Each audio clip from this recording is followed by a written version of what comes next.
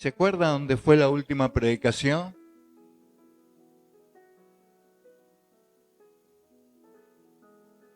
Sí, en Hebreos. Bien, hoy vamos a continuar un poquito con el tema en Hebreos, en el capítulo 4,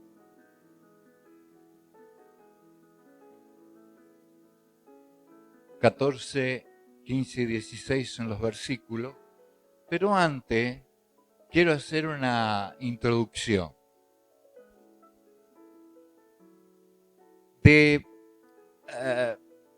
Ustedes saben que el Evangelio se extendió por todo el mundo conocido en aquel tiempo, en donde anteriormente a los romanos reinó el helenismo, ¿no es cierto?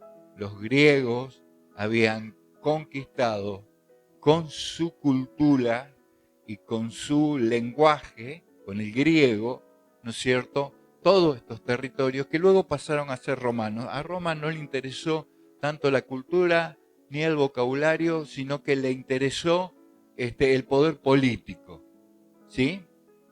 Y todo lo que pudieran saquear. En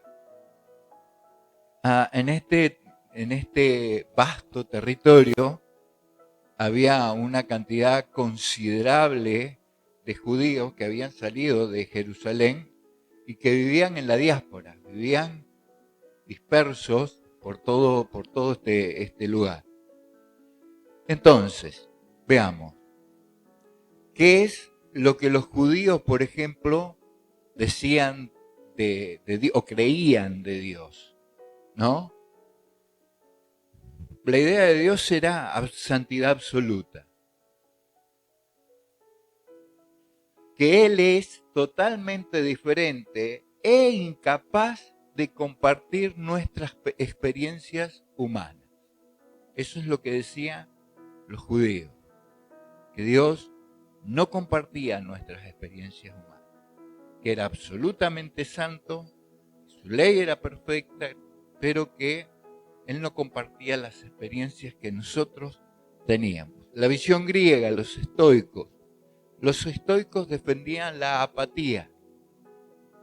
Esto es la capacidad de sentir. Si ellos razonaban y decían que Dios no podía sentir exactamente igual que el ser humano, y que era un ser superior. La visión griega, los epicúreos, he podido leer un poquito de Epicurio. Los dioses vivían totalmente desconectados de los sufrimientos del mundo. Vivían en su intermudia, como decían ellos, y estaban totalmente desconectados. No mantenían una relación con los hombres. ¿Qué decimos nosotros los cristianos? El Evangelio trajo la idea de que Dios, de que Jesucristo, Dios, Jesucristo como Dios, sufrió voluntariamente todas las experiencias humanas, identificándose con el sufrimiento del mundo. Esta experiencia le otorgó la capacidad de la simpatía profunda, o la empatía con el ser humano. Esto es a nivel aclaratorio, porque los versículos que vamos a leer ahora tienen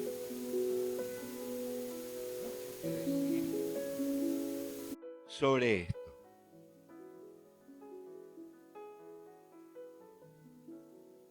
Entonces vamos a leer en Hebreos 4, 14. Por tanto, teniendo un gran sumo sacerdote que traspasó los cielos, Jesús, el Hijo de Dios, retengamos nuestra profesión, porque no tenemos un sumo sacerdote que no pueda compadecerse de nuestras debilidades, sino uno que fue tentado en todo, según nuestra semejanza, pero sin pecado.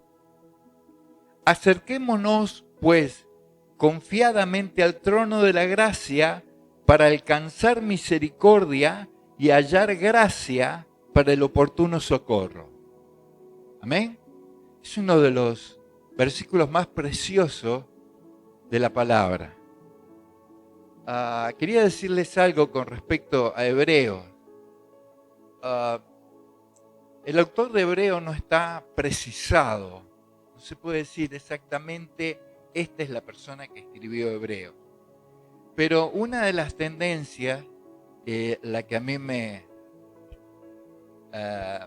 sorprende, pero a la vez me anima de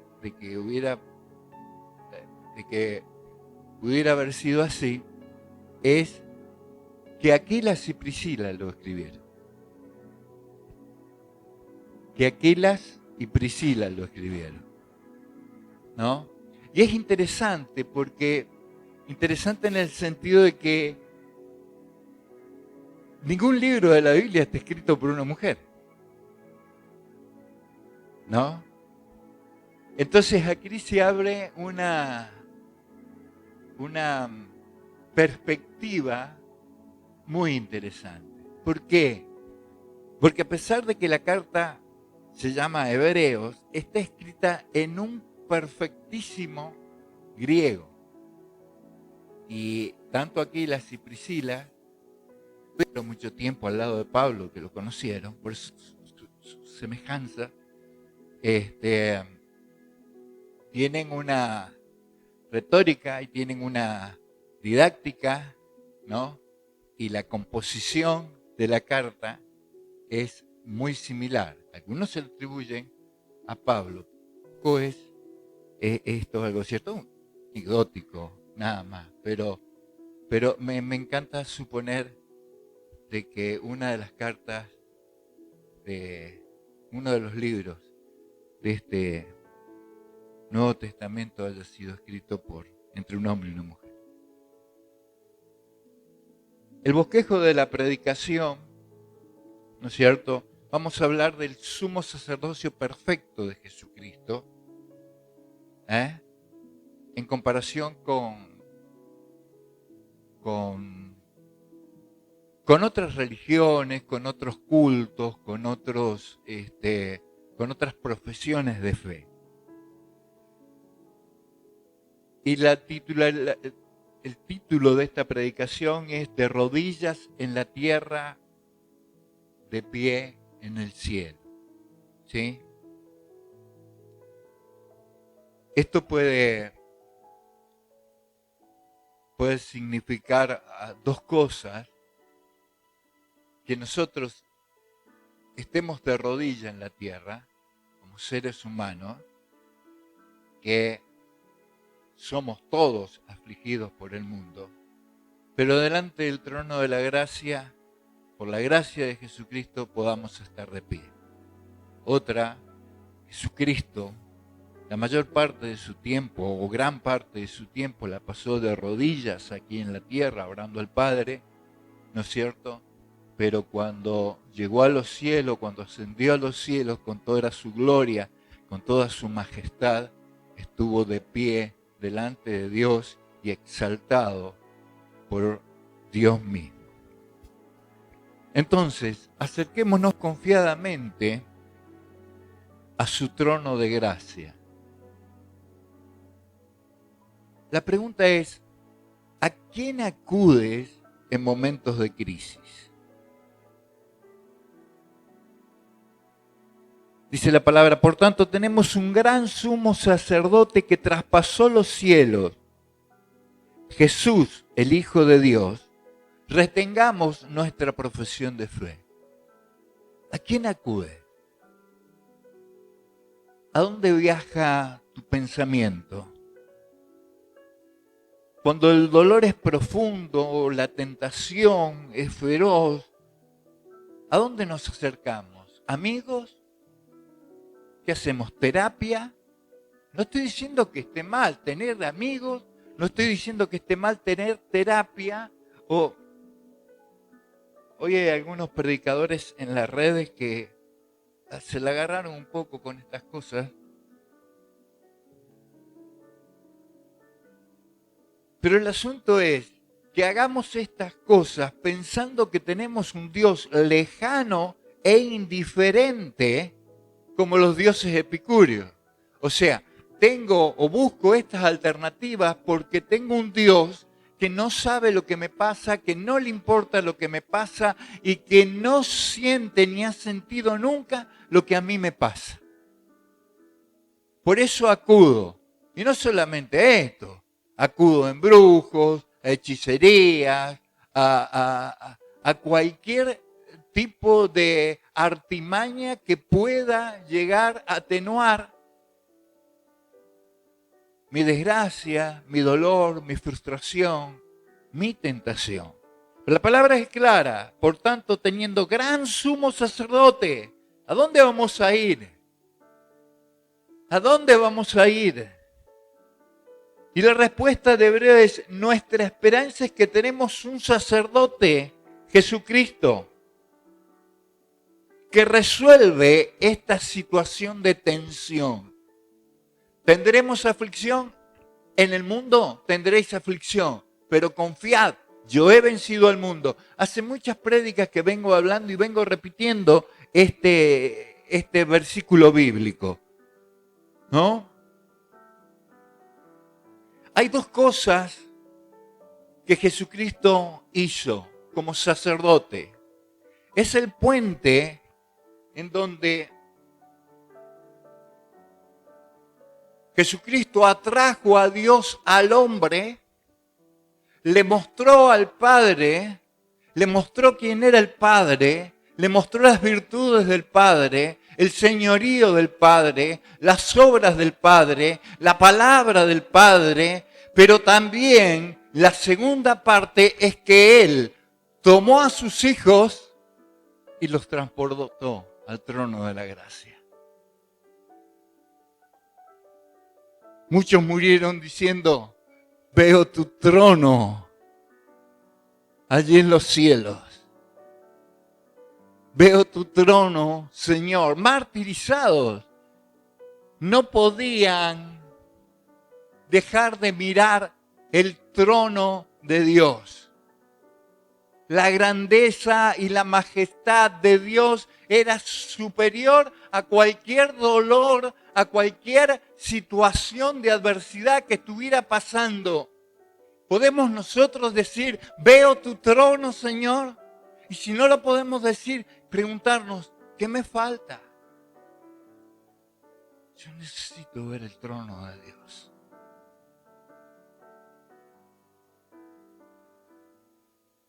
Y esto se da en tu relación íntima y personal con Cristo. Ni el pastor, ni el líder, ni el diácono, nadie te va a mostrar el trono de Dios. Es tu relación personal con Él.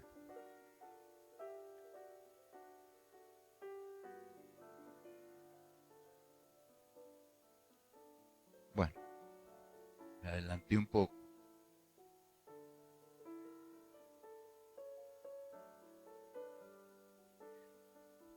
La divinidad absoluta. Ningún hombre, o sea, fíjese, hoy estuvimos alabando y adorando a Dios. Hoy le estamos adorando a través de escuchar la prédica de su palabra. La palabra de Dios adora y tiene que adorar permanente al Rey de Reyes y Señor de Señores. No estoy aquí para hablar de mí, estoy aquí para hablar de aquel que entregó su vida en la cruz del Calvario por mí. Por eso este también es un culto de adoración. Hablamos de Él, pero no es el hombre el que le da la adoración. No es la adoración del hombre la que le da el título y la grandeza a Dios. Su grandeza es que Él es Dios y ya está dado. Dios no necesita de que nosotros le adoremos, pero Dios se goza y se agrada con los adoradores. Y Dios está pendiente de los adoradores, de aquellos que le adoran en espíritu y en verdad por lo que Él significa. Él es Dios y es más que Dios. Él ha sido nuestro Redentor. Job dijo, mi Redentor vive. Y estaba sentado arriba de las cenizas que habían ardido antes.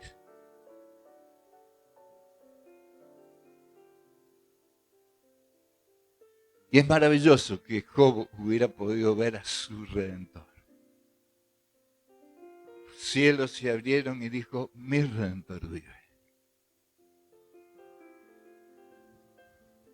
Él está sentado a la diestra del Padre, está en la presencia de Dios Padre, en el tercer cielo. Él trascendió el universo.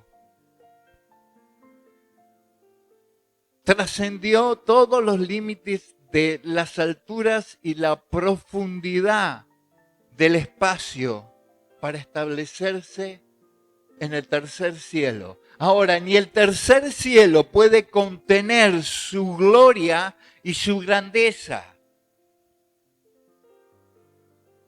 Y esto, que Él esté sentado a la derecha del Padre, es nuestra garantía de ser nosotros cristianos y creyentes de aquel que venció al pecado, a la carne, a Satanás y a todas sus huestes celestiales. Para que nosotros también, como garantía, está Él, para que nosotros también un día podamos estar junto con Él. Si nuestro sacerdote hubiera sido imperfecto o menor que Dios, nunca hubiera podido llevar adelante esta obra. Pero sin embargo, la palabra nos dice de que un gran sumo sacerdote que traspasó los cielos, Jesús, el Hijo de Dios, y nos hace una recomendación: retengamos nuestra profesión de fe. Sigamos manteniendo nuestra fe. Atesoremos nuestra fe. Apretémosla, guardémosla en lo profundo de nuestro corazón con doble, triple candado para que nuestra fe no decaiga, porque el diablo está permanentemente luchando sobre nuestra fe. No le importa tu aflicción física, no le importa tu aflicción psíquica, no le importa tu aflicción económica, no le importa los problemas que tengas. A él lo único que le importa es que abandones tu fe, que reniegues del Cristo que te salvó en la cruz del Calvario.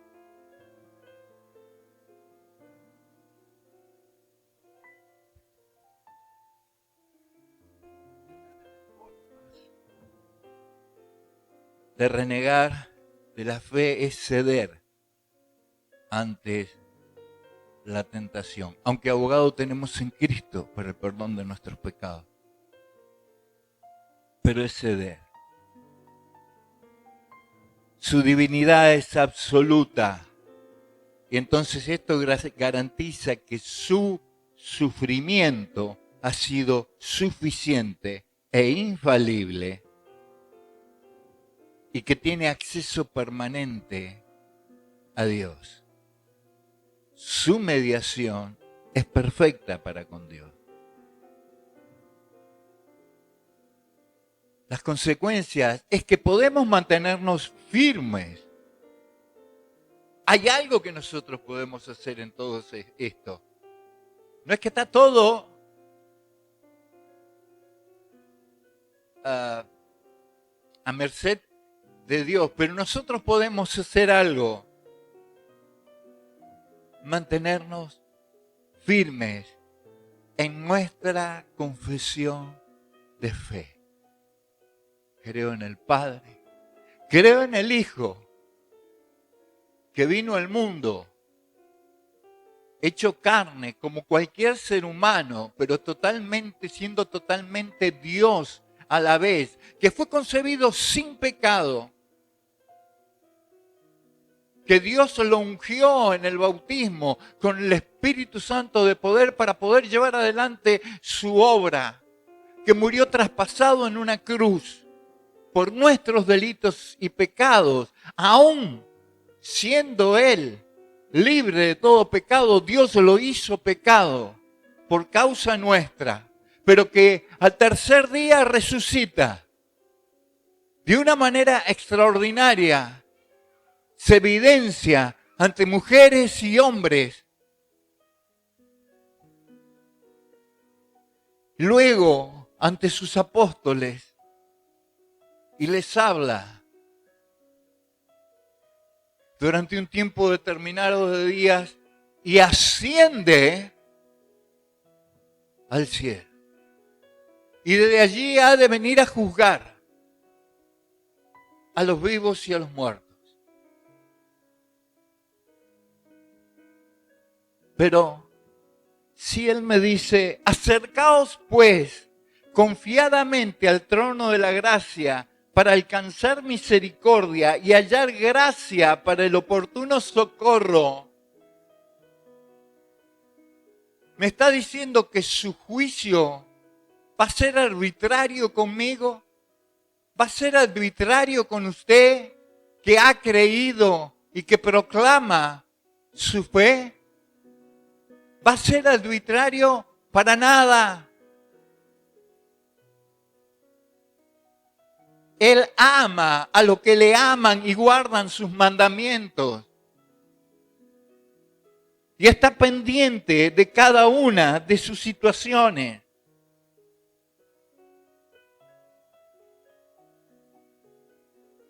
La fe es un ancla. Y entendamos esto. Un ancla que nadie puede tocar. ¿Sabe por qué? Porque la fe no es mía ni es suya. Es el depósito que Dios ha colocado en nosotros. Él inspira fe por la palabra. Entonces ni siquiera puedo decir que mi fe es mía. Entonces, si nosotros estamos conscientes de lo que creemos, podemos decir que nuestra fe es intocable en Cristo porque está anclada en Él. Es una cuestión de análisis y perspectiva y darnos cuenta que nuestra fe no la sostenemos nosotros, está sostenida por Él. Si perdemos nuestra fe, es porque nunca hemos creído. Verdaderamente.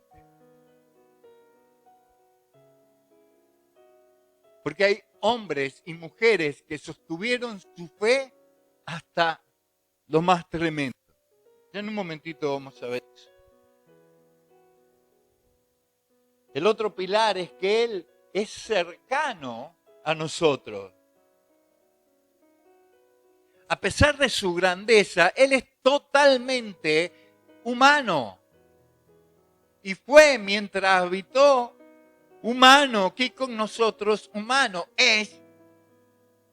fue, es y será siempre humano. No tenemos un sumo sacerdote que no pueda sentir. Nuestra alabanza a Dios no es a un Dios que permanezca apático a nosotros.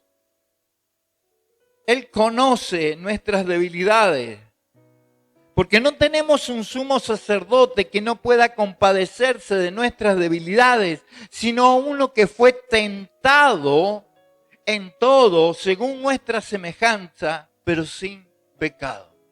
Versículo 15. Entonces Él destrozó la vieja idea de los dioses griegos, la apatía, la incapacidad de poder sentir, y la idea judía de que Dios no comparte nuestras experiencias, porque Dios compartió la mayor y más trascendente experiencia que pudiera haber hecho un hombre. Y Él dice, yo estuve allí, yo estuve en su lugar.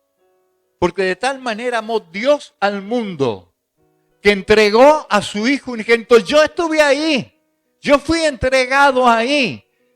Yo habité con ellos, yo sé lo que ellos sienten, yo sé lo que ellos padecen, yo sé lo que ellos están sufriendo. Yo conozco sus debilidades. Yo he estado allí. La batalla más feroz que libró Cristo es justamente por no haber tenido pecado.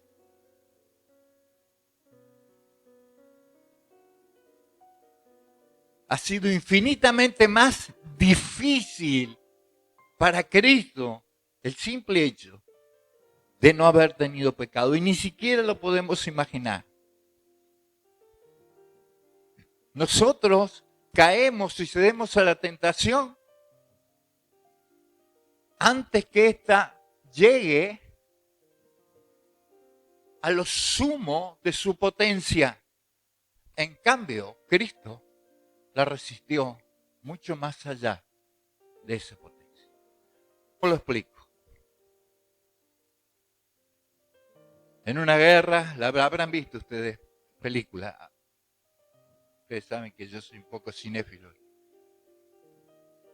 Y traen a una persona donde le explotó una granada a la pierna. La ponen en la camilla. ¿Y qué le dice? Tenemos que amputar urgentemente la pierna. Entonces le dan una bebida espirituosa para tomar, le ponen un palo en la boca y le dice, si querés llorar, llorá. Si querés gritar, grita. Pero resulta que cuando llega a un cierto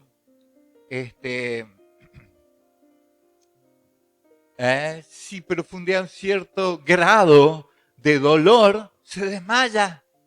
Y de ahí en más no siente más dolor. ¿Por qué? Porque el dolor más fuerte no lo sintió porque estaba desmayado. Contrariamente ha pasado con Cristo. Cristo estuvo en lo profundo del dolor, en lo más desgarrante del dolor, y siguió siendo Cristo y lo siguió sintiendo conscientemente de lo que estaba padeciendo por usted y por mí. Y eso es extraordinario.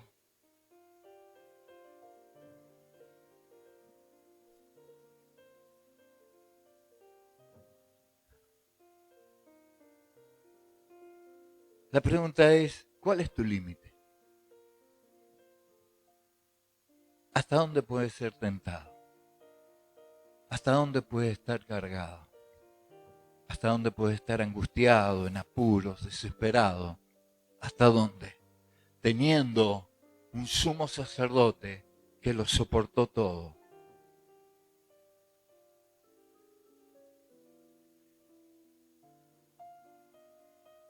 El tentador, Satanás, el diablo, el acusador, usó todos sus recursos y los agotó para que Cristo cediera.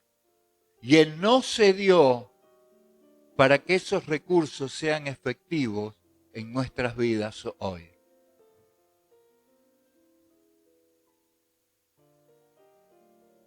El resultado es que Él tiene una misericordia y una comprensión que excede nuestra capacidad todavía de entenderlo. Alguien dijo, conocerlo todo es perdonarlo todo.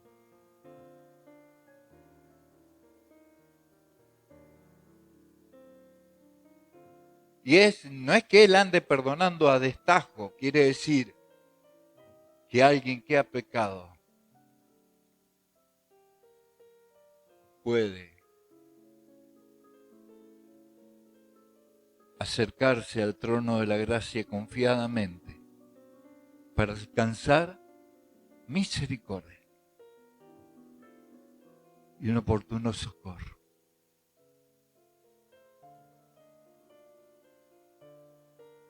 Qué tremendo.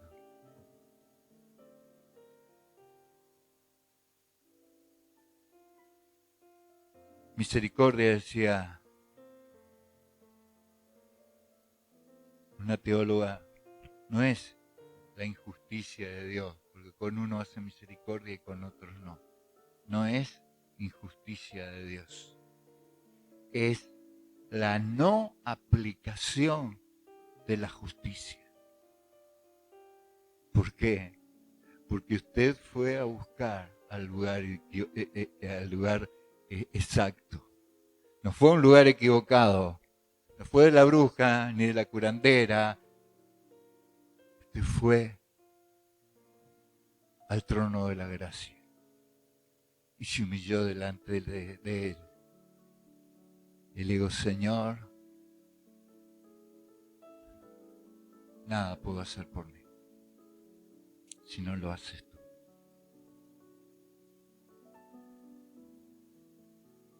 El trono de la gracia no es un lugar donde vamos temblando, es un lugar donde vamos por ayuda. Al trono de la gracia podemos acercarnos confiadamente, porque sabemos que el que sufrió por nosotros padeció entendiendo lo que estaba haciendo y lo volvería a hacer. Acudimos para encontrar misericordia, perdón para nuestro pasado, perdón para nuestras caídas. Gracia es el poder para nuestro presente, nuestra necesidad. Y tenemos un llamamiento para esto. ¿Cuál es la debilidad, la tentación que te asalta hoy? No acudas a un Dios diferente. Acude al único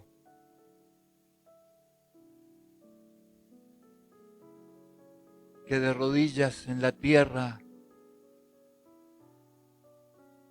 te puede poner de pie en el cielo. ¿Estás de rodillas? No te angusties. Es la mejor manera de estar. Estás rindiendo tu yo con todo tu dolor, con toda tu soberbia, con toda tu altivez, con todo tu orgullo. Entonces estás de rodillas. No te preocupes. Pero Señor, todo lo que yo era me daba esa confianza. Y ahora me estás diciendo que todo eso es basura. Sí. Te tienes que poner de rodillas, pero no te preocupes.